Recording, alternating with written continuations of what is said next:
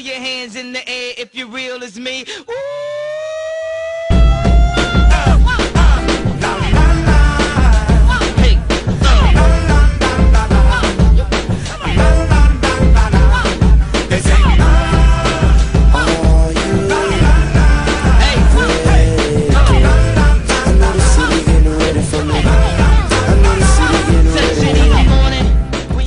Welcome back to the MBH Podcast. Money buys happiness. Miami buys happiness.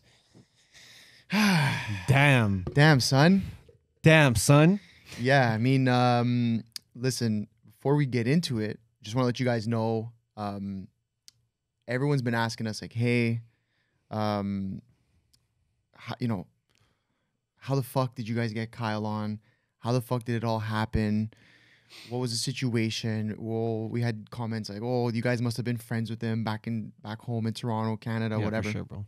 But before we tell that story, I want to say thank you to Kyle, and the whole team. Honestly, What a squad, bro. yeah, what a squad. Just a group of fucking beauties. Beauties. No? Yeah, Like, I gotta be honest. I mean, That was huge, dude. just I don't think we expected that at all. I mean, we Well, could talk about what we really expected. Yeah, but yeah. That's crazy. But yo, shout out all the new viewers Yes. and listeners. Yes, There's a lot of a you. lot of you. Appreciate all the love. We've been looking at every comment. Yep.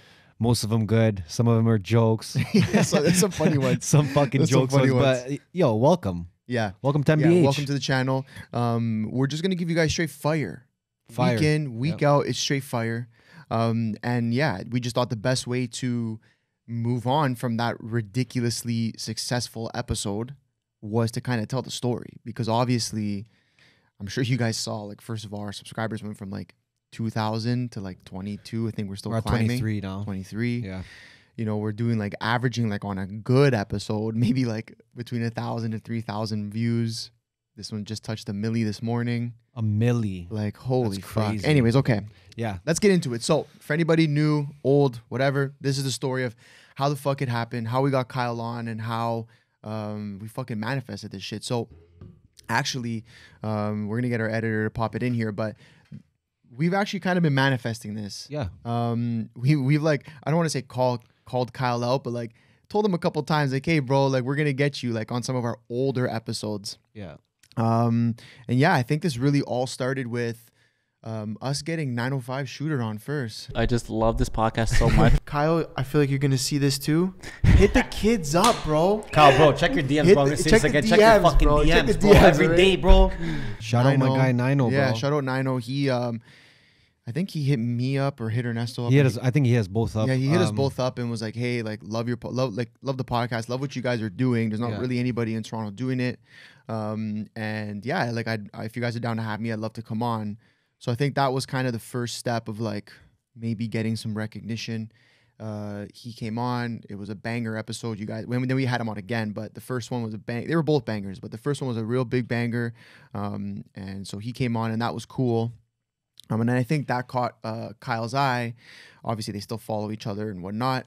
And then maybe there was about a month after that, I was just driving home, and I get a message from one of my buddies being like, "Yo, they talked about you on the Full Send episode with Nino." And I'm like, "What are you talking about, bro?" Yeah. And so he sends me the clip. And then I saw some clips on your Instagram of the Toronto podcast. Yeah, Money Buys Happiness. It's like a local podcast. I kind of just told my backstory of like. Are those guys brothers? No, they're just Friends? coworkers. Yeah, they're just friends. That's and a cool one. Yeah, it's really Yeah, I cool. like I'm like, holy fuck. Obviously, we're massive fans of Nelk. Have been for a long time. So I sent the clip to Ernesto. And long story short, they were having the convo with Nino. And then he's like, and Kyle said to Nino, like, "Oh, like, I saw you did some podcasts, whatever. Yeah, there was that one with those two guys." He like asked if we were brothers, which we're not. Yeah. But he made a very small comment. He's like, I like what they're doing, or something along those lines. That got us fired up. So that got us fucking, dude. Me and this guy are posting on our stories, like, we're going crazy, whatever. This little But clip. it made us go harder too with the pod. 100%, Yeah. right? Because now we knew, like, okay, not that he's watching us all the time, but maybe he maybe Or his team or someone was somebody, watching us. like, Yeah, somebody yeah. is seeing this, right? Including him, including Kyle. So that was kind of the first instance, whatever. From that point, obviously we kept doing our thing, filming our 2 episodes a week, dropping them. And we threw a couple call outs in there saying, Kyle, let us know, hit us up, come on the pod, whatever. Shout out Kyle, bro.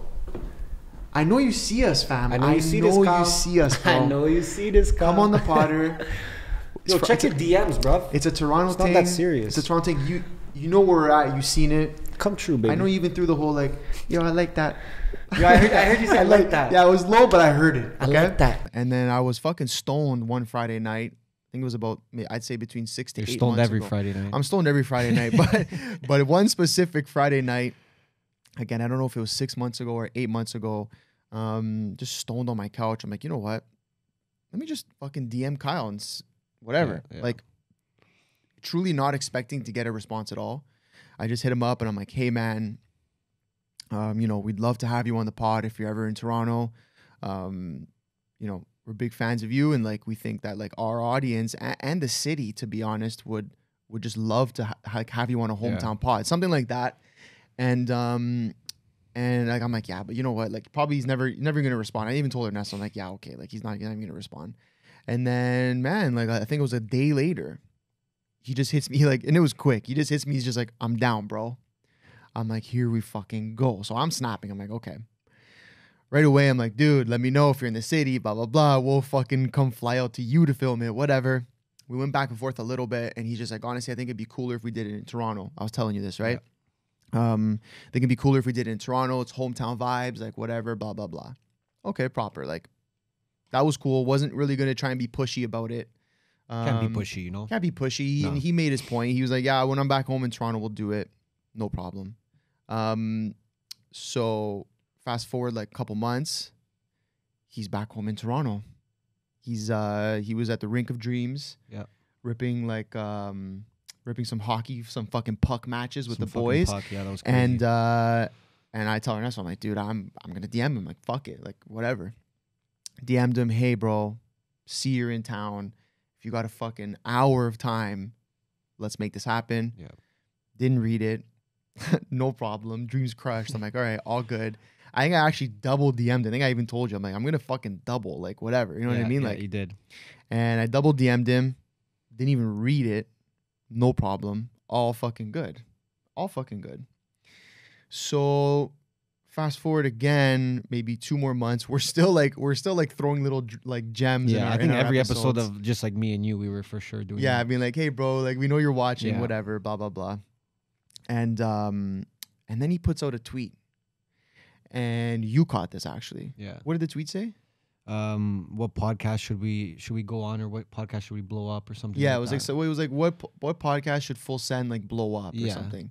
And Ernesto saw the tweet, sent it to me, and then we pretty much just like activated our audience, and we're like, yo, guys, go on Twitter and just blow this up. Like, just let them know what fucking pod they have to blow up, right? MBH Podcast. We went crazy. So that happens. I think that's like, I want to say December at some point. Like, I could be wrong, but probably in that time frame around December 2021. And yeah, that happens. Couple days go by, nothing. We're like, all right, whatever. We keep it moving, right? The way we saw it was like, we're just going to keep doing it. Whatever. We're going to keep reaching out. We're going to keep making them know we're here. And at some point, it's got to work. And I think about a week after that, I get a message being like, yo, what's your number? Or something like that. Yeah. From Kyle. And I'm like, damn, son, let's that was fucking a big go. one, That was a yeah. big one. I messaged this guy. I'm like, bro, he asked for the number. Like, okay, we're making progress. And yeah, I got my number, or I gave him my number. He had messaged me. And honestly, the first contact via like text was like, yo, whatever, like, we love what you're doing, the production value, blah, blah, blah. Like, you guys are killing it. It's sick, whatever. Would you guys be down to like move out to the States? Because like you can only grow so big in Toronto. If you guys are down to move out to the States, whatever, we could help you guys like get some bigger guests, some guys in our network, blah, blah, blah. And really like blow this thing up. Like, essentially he's trying to say like, I think we could sign you guys and really help take this to the next level because we see the potential, whatever. And obviously I call Ernesto, I'm telling him like, what the fuck's happening? Yeah. And I'm like, dude, I'm like, I'm like to Kyle, bro, like you just say the word, whatever, like we'll make the deal happen. Like, obviously, we're not stupid. We know what that's gonna do for the channel, for us, right? So we're like, yeah, you let us know, whatever. We're fucking in it. That's what I'm telling him over text. And he's like, all good. Like we're gonna work on something. Like we're gonna work on. I'm assuming he meant like a contract or something. So me and this guy are all amped. We're going off. We're not really telling anybody because like you don't want to be that guy that says like, oh, this is gonna happen, and then it doesn't, and then you look like an idiot. So that happened, and we waited.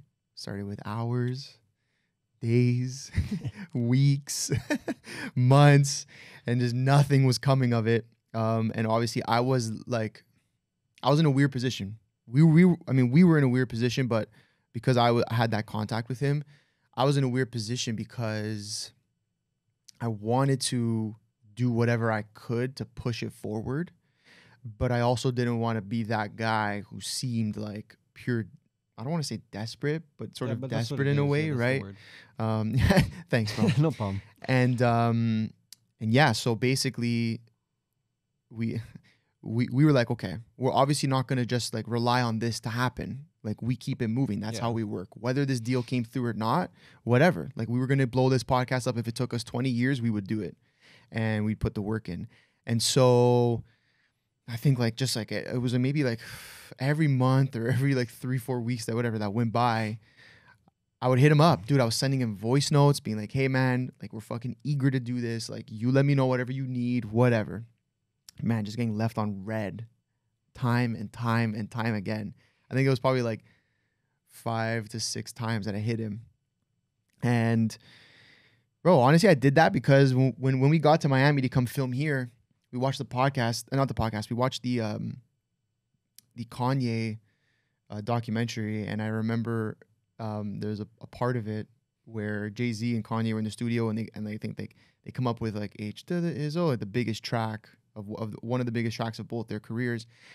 And Jay-Z was like, man, like, thank God you kept like blowing me up, like blowing up my phone and shit, because closed mouths don't get fed. Yep. And I'm like, damn, I took that to heart. You know what I mean? I took that to heart. I'm like, okay, if that's what it needs to be, I'll be that guy. Like I'll completely remove my ego and just keep hitting him up so that he knows how serious we are. And so I did that, and to no response. And then backtrack to last Wednesday. Me and this guy we were working, whatever. We went for a drive to go grab some stuff, and I get a text about 5 p.m. and I get a text from Kyle being like, "Yo, I'm basically like I'm back in Miami for one night. I land at like 6. If you guys want to do the podcast, like tonight's the night." We're like, "Damn, son." Had to move quick at that point. Yeah, We were about to spend big bucks to make that happen. like crazy. We're hitting everybody. Yeah. We're hitting these studios, that studio, blah blah blah, whatever. Freelancers, everybody. Whatever. At one point we had this one freelance guy who was gonna charge us like $3,000 US just to come to our condo to film it, and we were like, whatever it takes, if that's what it is, because we cannot let this opportunity pass. And long story short, shout out to our guys HGAB. We hit up Kendrick, the owner, and we're like, dude, you got to open up like late night for us because they close at a certain time. And he's like, yeah, I got you guys, like all good. So, which is why we kept him up, just to give him a little shout out today. Kept him up on the screen. But yeah, so we lock it in, whatever. Me and this guy are just like fucking amped in our condo, just like making sure like we know what's good, what the fuck we want to ask, shit like that. And then yeah, we fast forward to, it was like 9 o'clock, I think, that we had the studio booked for, or 10, something like that. And yeah, they pull up, security guards, like these guys come, like they come legit. So it's these Kyle. guys move different, bro. Yeah, they move different. So they come, Kyle, Gabe, and then my guy Visual Slayer. Yo, I love Visual Slayer, bro. That's my guy. Yeah, he's new to their team. He's from Toronto. He's from Oakville. Oakville. So he pulled up. So it's just them three, and then I mean their security waits outside. And like 50 happy dads. Yeah, and they pull up, and just like, man, like first time ever meeting them. For people who think that we were friends with Kyle back home, we were absolutely not. This is our first time ever like communicating in person with him, talking to him in person. and they pull up like just fucking cool as shit, which was like really sick because it's like I feel like the people you see on camera is like the same as off camera. Like, they're super humble, humble. Hella humble. So like they move with power, but they're humble when you're talking to them. Different. It's different. So they pull up, happy dads, whatever. We start saucing a little bit, and we're just chatting and shit. We were waiting for the studio to get prepped for us, and just cool guys. Yep.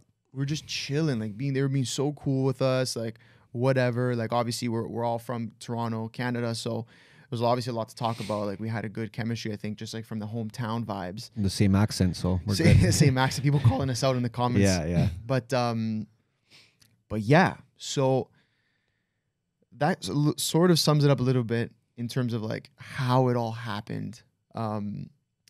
There were a lot of times of us just like starting from a little bit of manifestation, calling him out on our old episodes, then to me, like just cold DMing him, getting the response, and then just like being persistent. And like maybe if I had a bigger ego, I would have stopped DMing him. For sure.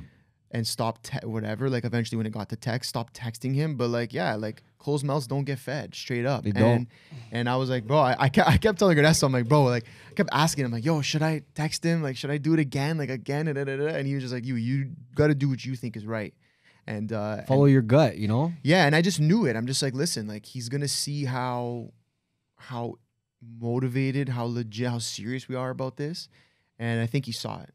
Yeah. And I think you guys all saw it, and that's the reason why the episode got to where it did, 1 million views. I mean, obviously having Kyle come on is like we're not stupid. We know what that does for the channel, for that specific episode. But yeah, and we got a lot of love. We got a lot of love from honestly, in the comments of strangers, new subscribers and whatnot. But yeah, that's kind of the story of that. Obviously, if you watch the episode, at the end they asked us to come out. Jesus Christ. Ernesto hasn't drank in like 2 years. I'm gonna make that statement before we get into Listen, guys, let me just say something. Like for any new listeners, new viewers, all right. Me and this guy used to be promoters, okay? Mm-hmm. Nightlife hosts, as you want to call it. Yeah, that's professional. So we're pros at getting drunk. We were pros at getting drunk. Pandemic hit. Cold turkey kind of shit. We don't drink that much anymore. Maybe a couple glasses of wine here and there. I'm done for good after last week.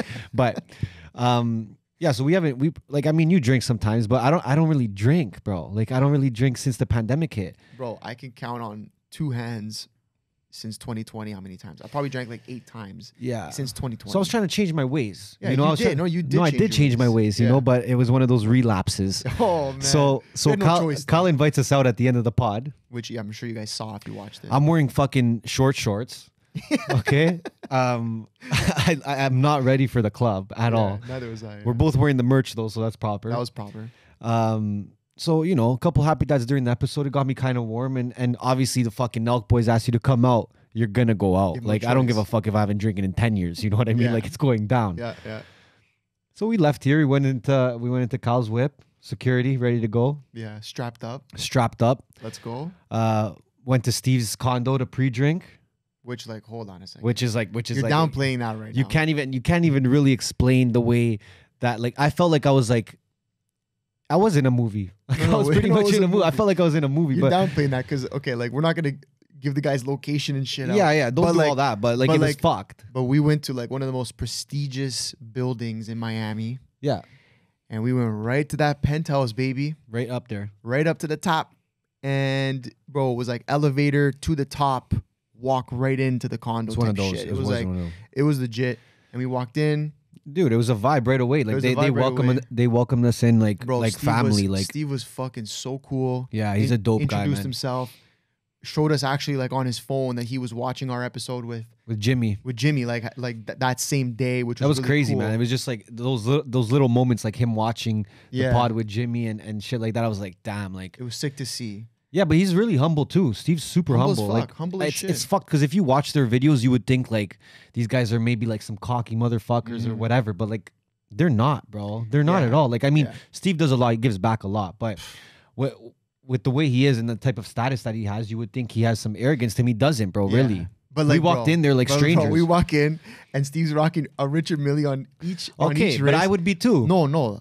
That was fucking sick. That was fucking sick. I would be too. He walks in Richard Mille on both wrists. Yeah, it was crazy. Bro, just like, I mean, you guys watch the videos. You already know what's good. Just the chains and shit. Happy Dad shirt on. I'm like, yo, this is so sick. So we were in there for a bit. Yeah. Got to meet some cool people. Shout out Murda Murph. Yo, Murda Murphy's my baby. guy. Murda Murphy's my guy. We're going to get him on the pod too. I already talked to him. I'm sure if you guys, obviously you watch Nelk, you know Murda Murphy's 6ix9ine's manager. Some context behind it. Yeah, but he's just a fucking G. Bro, this guy's such That a was G. so- Like, he just welcomed He really made sure we felt welcome though. 100%. He did. He was really like, Well, he knows. Like, I guess he saw like Steve's obviously busy with the whole like hosting the night and shit, and Kyle's doing his thing and everything. So he's like, "Yo, let me see if I can comfort these guys at all." And Yeah. he did exactly that. No, Like, it was super sick. cool guy, bro.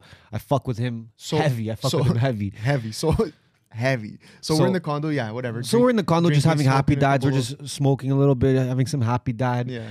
And then we finally make our way to the club. Hop in the Sprinter, the Maybach Sprinter. Yes. Which by the way, we hop in the Maybach Sprinter and there's like Happy Dad's already on ice, like prepped. Like this thing is It was heaven prepped. on It wheels. was ready to go. Heaven on wheels. Okay. Sorry. Continue. I squat down right next to Murda Murphy. yeah. my go. guy. Let's go. And like that was the moment where I started drinking too much. Yes. That was the moment. Yeah. That was it.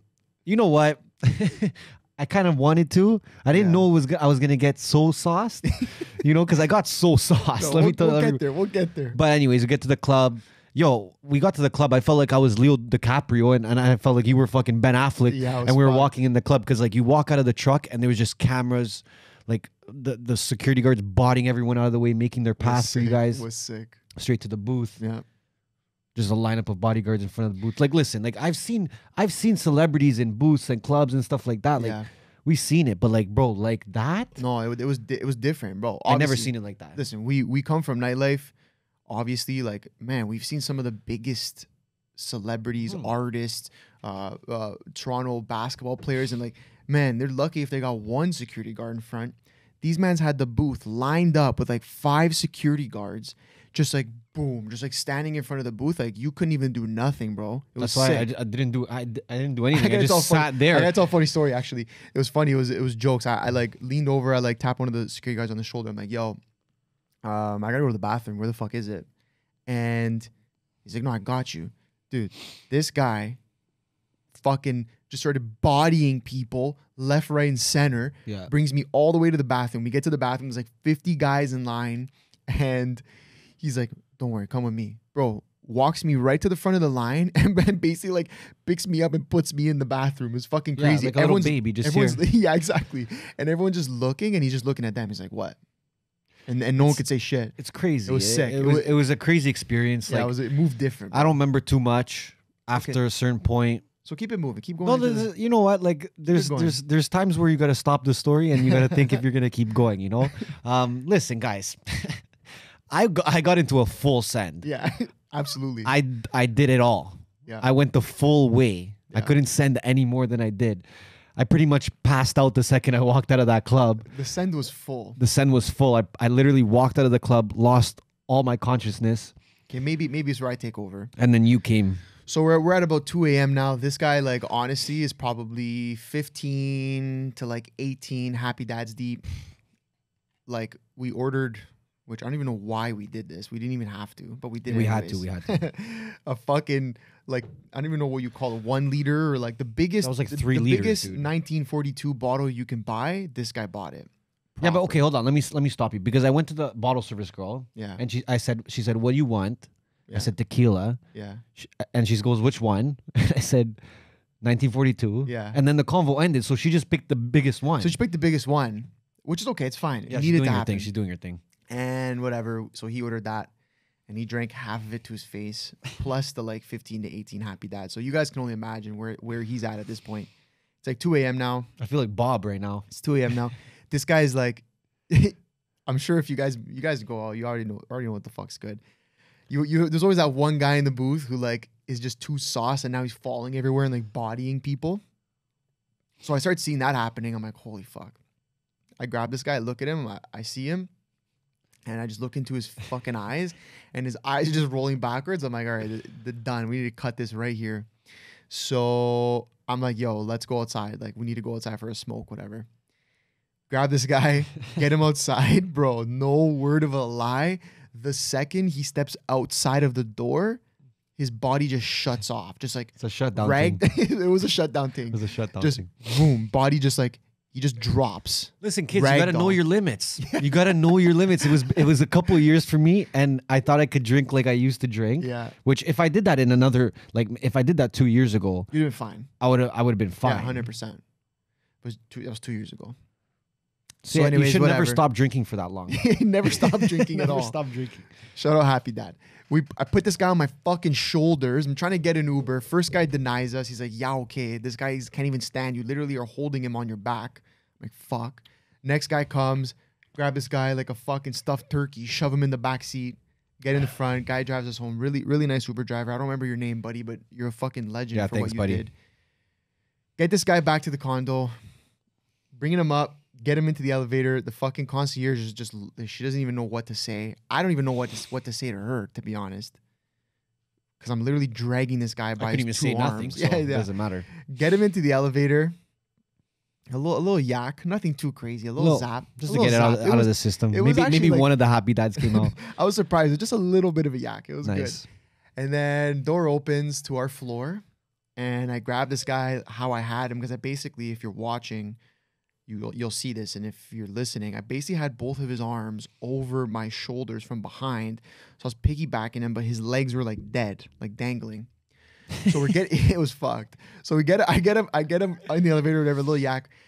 Elevator door opens. I'm like, okay, let me see if this guy can kind of do his own thing. I'm holding him now just by like one arm, and then this guy takes a little 1-2 tumble, boom, smashes his head on the fucking elevator like door frame. Like just a banger dome smash. You said it wasn't that bad. Now you're making it sound like it's bad. Well, listen, I had to. Which one is it? I was trying to make you feel okay. So it was bad. Banger dome smash. Jesus Christ! This is the first I'm hearing about banger dome smash. Banger dome smash, and whatever. Get him into the condo. He passes out. Next day, this guy's all fucked, bro. What happened? No shit. He's like, dude, bro. I don't remember anything. I'm fucking blackout, whatever. And from that point on, this guy's pretty much it's been a week to the day, I'm pretty sure. I'm still sauced. And this guy's still trying to recover from the fucking send. Might be a minor conky, guys. We're going to know later today. No, it's a minor conky. I'm going to go ahead and 100% say it's a Dude, you literally are changing your whole story, bro. You're changing your whole fucking story. I had to save it for the camera to give them the truth. They deserve the truth. So you waited a week to tell me I smashed my head. Oda, are you fucked? So here we are. Anyways. So listen, it was a full send. Listen, maybe you do 10 Happy Dads max if you're a drinker, because those things go down like fucking nice juice. Yeah, they go down like nice butter. Juice, like San Pellegrino. You know what I mean? It goes down nice. It goes down nice. And then by the time I was drinking tequila, like it didn't matter what I was doing at that point. Like, that was just for fun. Sorry if I brushed anyone in there. I know I did a couple things. My guy Murph had my back all night though. Love that guy for real, bro. Yeah, it was good. It was a vibe, and we had no choice. We had to do it.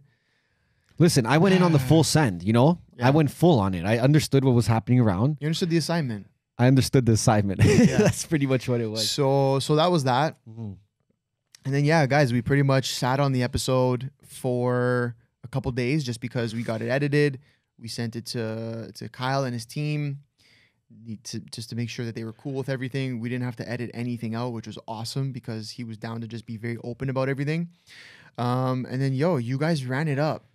Like, I don't even know like what to say. Yeah, it's crazy. And I'm loving we're getting a lot of different questions, you know? Like, a lot of the comments I see, a lot of the DMs I'm getting are like, now it's more about podcast advice, you know? Yeah. Like, okay, like, how do I get started? How do I do this? How do I do this? And I think like one of the main things we've always said is you have to provide value in some sort of way, right? And our value, I think, when it came to Kyle was our production. Yeah. Which is something that, like, listen, we had a good amount of viewers, but our production was like second to none. Well, compared to like how big we were at the time. So like we still invested in that production. So I think a lot of people need to take that from it because that can catch someone's eye. I think that caught Nino's eye as well when he wanted to come on. Yeah. He saw our production and he saw what we were doing, right? So I don't know. I just want to say that because I saw a lot of people hitting us up. No, you're right. It's I mean, fuck. Don't look at our first maybe 5 No, episodes, but you can go back. Actually, go like, look at you them. can go look back. Because you'll see the progression. But from very early on, we took our production seriously and treated it as if we were already a podcast with 1 million subscribers or whatever, right? Like we wanted to treat it like that since day one. So I think that's a big piece of like you said, how we caught Nino's eye, how we caught Kyle's eye eventually, and how we were able to garner like a pretty decent sized fan base. Obviously, very Toronto based at the time because it was our home city. But it was it's a super loyal community. It's awesome. It wasn't anything crazy big. But the people that fucked with us, like literally fucked with us. They watched all our episodes. They bought the merch. And that's a huge testament to like the production quality. Yeah. And just our consistency behind it. And just like giving, how many guests do you know that we got because they knew they were going to get all this content after? Like now, making that was the beautiful reels thing. Yeah, we create a lot of content from each episode. So we get the full video edit, the full audio edit, which goes to Spotify, Apple. And then back home in Toronto, we have our shooter actually with us. So shout out Dean. Shout out Dean, my guy Dean. So he'll take pics of us after, like some BTS pics and stuff like that, which we give to the guest. Then we'll create, anywhere between like 8 to 10, maybe 12 reels per episode that we just give to the guest. And we're like, hey, that's it. Here's what it is, whatever. Super high quality, super professional, subtitles, the whole thing.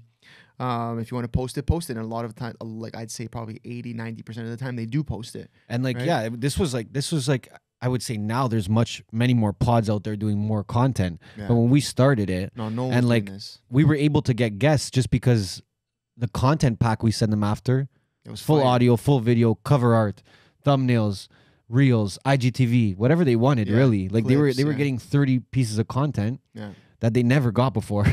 That was huge value, like for us to give that to guests. Yeah. Obviously for ourselves to promote the episode, but to give it to the guest, that's something that that's why we got a lot of the guests we did at the beginning. Well, I think 100%, and I think I mean it comes down to that. And then I think it just comes down to being consistent, man, and like trying to provide people with some form of value, right? Like I'll go back to Kyle and I'll say that he saw that he could get value out of our podcast, right? It was a podcast where he could step away from, let's say, the Full Send pod and tell his story.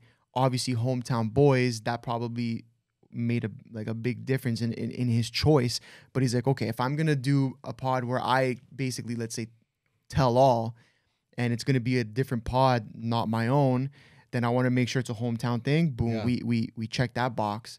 But then it was like people who are consistent and they're not on their 7th episode, they're over 100 episodes. Yeah, people who are putting out quality. Yeah, right.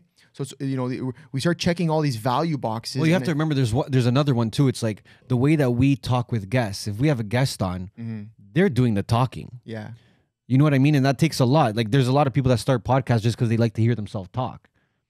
Right? Yeah, very true. So for us, it's like we'll actually just have someone sit them down, get them flowing in a convo of some sort, but they're talking for 90% of the time. Well, yeah, listen. And I think that's something he realized too. He can come on and kind of not dominate the conversation, but just like, make it about him, which it is about him. No, well, we've said this on so many older episodes and even ones with just me and you. Like, we did this for the guest. Always. The guest gets to come on, tell their story, tell whatever story they really want, right? Yeah. And we're just the platform for them to do that. And we just want to make sure that we can keep asking questions to keep the convo flowing and make it a comfortable space where they feel open to talk about things that maybe they've never spoken about before, right? And I think that's huge, man. Because I see a lot of people start podcasts and they're pulling up to the episode with like a list of questions, like they work for CBC. It's like, like just have a convo, because like that's already too intimidating, like if he wanted to go on national television, I'm sure he could. Like 100%. That's different, right? Yeah. So he wanted to have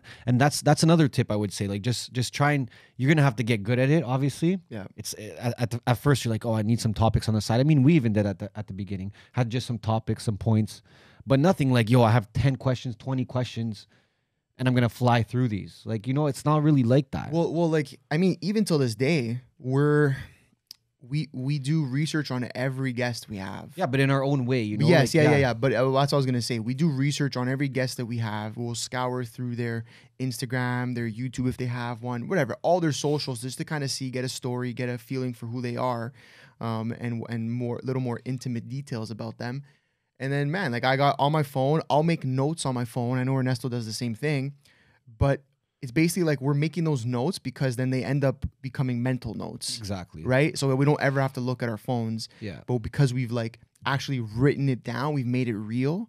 Now you kind of remember them. Don't get me wrong. You're not going to remember every single point you ever wrote. But, no, but even if the guest says something, it's going to trigger one of the points that you wrote made down. But the biggest thing is like people love podcasts because they're just real conversations. Yeah. If they wanted to watch interviews, you watch 60 Minutes. You would watch exactly. Go watch 60 Go watch Minutes. 60 Minutes. Go watch whatever the mainstream bullshit, right? Like we don't do this as an interview. We do this as just a real ass convo, and we want our viewers and our listeners, and I hope you guys feel this way, to feel like you're just sitting in the room with us. Yeah. Right? And you're just a part of this conversation. So yeah, I think like that's pretty much it. Like you have to, especially at the beginning. Yeah. You have to remember you're trying to provide your audience value and also the guest. Yeah. Right? So you have to keep those things in mind, right? And we did keep that in mind because we were always trying to get the value out of that guest, right? You're trying to take their experience, their mistakes, their wins, give it to your audience. Yeah.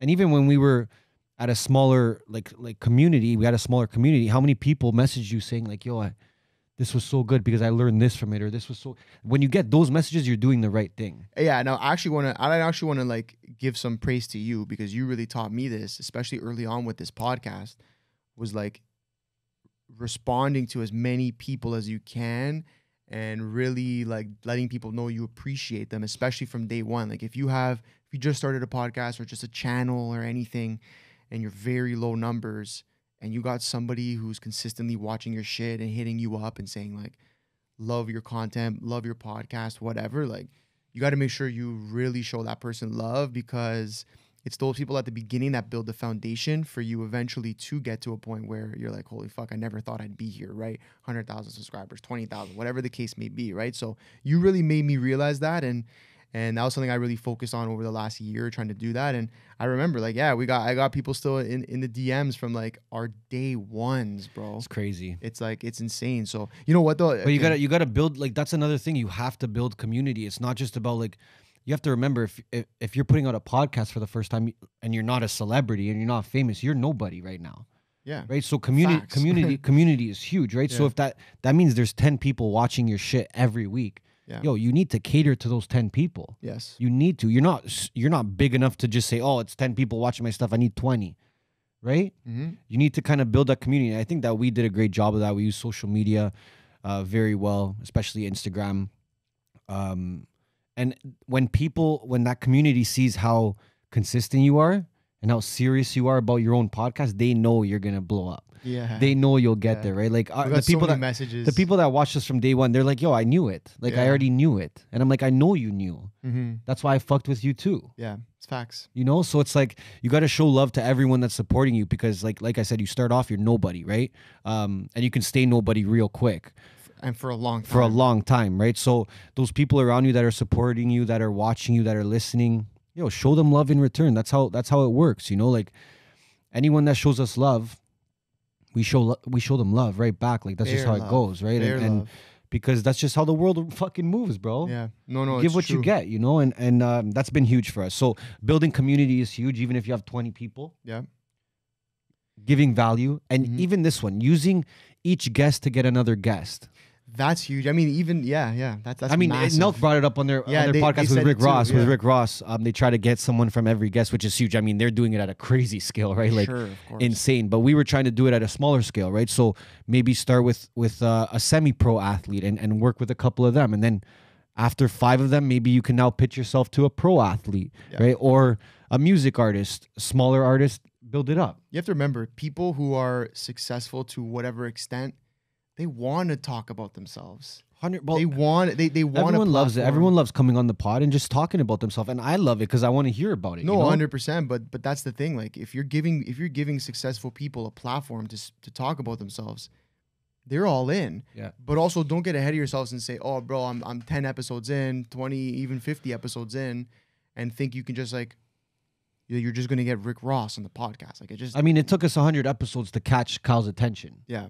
Yeah. You know, like exactly. that's what it like. That's like still really good. Yeah. Like, you know, like that. No, that's still it's still that's very still good. really good, right? So it's all about the consistency aspect on that. But yeah, you can't just think you're gonna start getting guests all of a sudden, and then like. I would even recommend just doing some pods with yourself or some friends at the beginning, right? We always say that. Get comfortable with the conversation itself. Yeah. Even allow your audience to get to know you a little bit, because you are the host at the end of the day. And then from there you build, right? Once you have like 5-10 episodes, try and get someone, right? But like I said, provide them value. Don't make it hard for them to come on your podcast. Don't make it not worth it for them to come on your podcast. Yo, what up, guys? I know, weird to see the episode end on this note. We had some technical difficulties. We lost like the last minute and a half of this episode for some reason. I'm not sure why, to be honest, but nonetheless, you just missed the outro, so I'm going to give it to you here. If you made it this far, we love you. Thank you so much. If you're not already subscribed, do the fucking duties. Subscribe, like the video, comment, let us know what you think. We want to let you guys know that the merch store will be closing tomorrow. We've had way too many orders. We can't even keep up at this point. And we want to give you guys something fresh, something new. So if you're considering buying something from this drop, now's the time to do it, because it will be closed tomorrow. Again, want to thank Kyle and the team for showing us love. It's been unreal. For all our old subscribers, we love you guys. Let's keep it rolling. For all our new subscribers, we love you guys. Let's keep it rolling. And on that note, we are out.